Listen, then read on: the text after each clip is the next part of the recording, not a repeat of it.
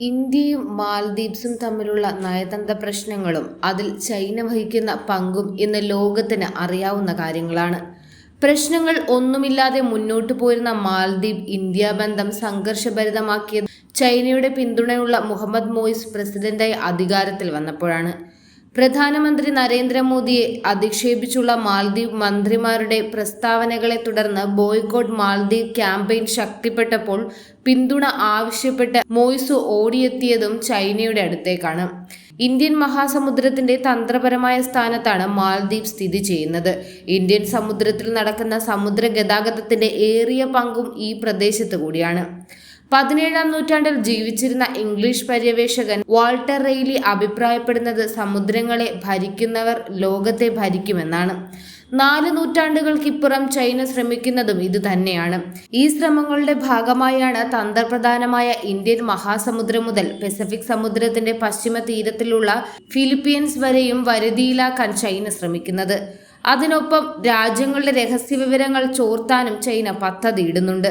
മാസങ്ങൾക്ക് മുമ്പ് ശ്രീലങ്കൻ തീരത്ത് പ്രത്യക്ഷപ്പെട്ട ചൈനയുടെ ചരക്ക് കപ്പൽ ഇതിന്റെ ഭാഗമാണ്.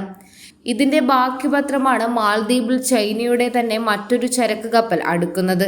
ഇതിനെതിരെ ഇപ്പോൾ നിർണായക നീക്കം നടത്തിയിരിക്കുകയാണ് ഭാരതം. നാവികസേന അയച്ച അന്തർവാഹിനി ശ്രീലങ്കയിലെത്തി. ഔദ്യോഗിക സന്ദർശനത്തിന്റെ ഭാഗമായിട്ടാണ് അന്തർവാഹിനി അയച്ചതെന്നാണ് നാവികസേന വ്യക്തമാക്കിയിരിക്കുന്നത്. INS കരഞ്ചാണ് നാവികസേന ശ്രീലങ്കയിലേക്ക് അയച്ചത്. കഴിഞ്ഞ ദിവസം രാത്രിയോടെ അന്തർവാഹിനി കൊളംബോ തീരത്ത് എത്തിക്കഴിഞ്ഞു. ശ്രീലങ്കൻ നാവികസേന INS കരഞ്ചിനെ ഔദ്യോഗിക ബഹുമതി നൽകി സ്വീകരിച്ചു.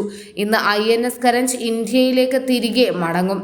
ഇതിനു മുമ്പായി ശ്രീലങ്കൻ നാവികസേന സംഘടിപ്പിക്കുന്ന സബ്മറൈൻ അവാർഡ്സ് പ്രോഗ്രാമിലും പങ്കെടുക്കും.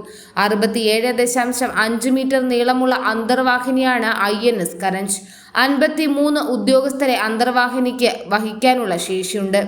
മാൽദ്വീപിലേക്ക് ചൈന ചാരക്കപ്പൽ അയച്ച സാഹചര്യത്തിൽ ഇന്ത്യൻ മഹാസമുദ്ര മേഖലയിൽ ഇന്ത്യ നിരീക്ഷണം ശക്തമാക്കിയിരുന്നു. ജനുവരി 16-ന് ദക്ഷിണ ചൈനയിലെ സന്യ തുറമുഖത്ത് നിന്ന് സിയാങ് യാങ്ഹോങ് 3 കപ്പൽ യാത്ര തുടങ്ങിയത്. ഫെബ്രുവരി 8-ന് അത് മാലയിൽ എത്തുമെന്നാണ് കരുതുന്നത്. ഹൈഡ്രോഗ്രാഫിക് സർവേകൾക്കും അന്തർവാഹിനികൾക്കുള്ള വെള്ളത്തിനടിയിലെ പാതകൾ ചാർട്ട് ചെയ്യുന്നതു മാത്രമല്ല, സമീപ പ്രദേശങ്ങളിൽ നിന്ന് പരീക്ഷിച്ച മിസൈലുകളോ ഉപഗ്രഹങ്ങളോ നിരീക്ഷിക്കാനും സമീപമുള്ള സൈനിക ഇൻസ്റ്റലേഷനുകൾ നിരീക്ഷിക്കാനും ചൈനീസ് PLA നേവി അതിന്റെ ഗവേഷണ കപ്പലുകൾ ഉപയോഗിക്കുന്നുണ്ട്. ചൈനീസ് PLA നേവിയുടെ 2 ഗവേഷണ കപ്പലുകൾ യുവാൻ വാങ് 5, ഷിയാൻ 6 എന്നീ യഥാക്രമം 2022 ഓഗസ്റ്റിലും 2023 ഒക്ടോബറിലും ദ്വീപ് രാഷ്ട്രീയത്തിലെ ഹംബൻടോട്ട കൊളംബോ തുറമുഖങ്ങളിൽ ഡ്രോക്ക് ചെയ്യാൻ അനുവദിച്ചപ്പോൾ ന്യൂഡൽഹി അതിന്റെ ആശങ്ക ശ്രീലങ്കൻ സർക്കാരിനെ അറിയിച്ചിരുന്നു. ചൈനയുടെ ഗവേഷണ കപ്പലുകളെ ശ്രീലങ്കൻ തുറമുഖങ്ങളിൽ ഡ്രോക്ക് ചെയ്യാനോ രാജ്യത്തിന്റെ പ്രത്യേക സാമ്പത്തിക മേഖലകളിൽ 1 വർഷത്തേക്ക് പ്രവർത്തിക്കാനോ അനുവദിക്കില്ലെന്ന് പ്രസിഡന്റ് റിനിൽ വിക്രമസിംഗയുടെ സർക്കാർ അടുത്തിടെ തീരുമാനിച്ചിരുന്നു. ഇതിന് മറുപടിയായി മാലയിലെ മയൂസിന്റെ ഭരണകൂടവുമായുള്ള സൗഹൃദ ബന്ധം പ്രയോജനപ്പെടുത്താൻ ബെയ്ജിംഗ് തിരഞ്ഞെടുത്തു.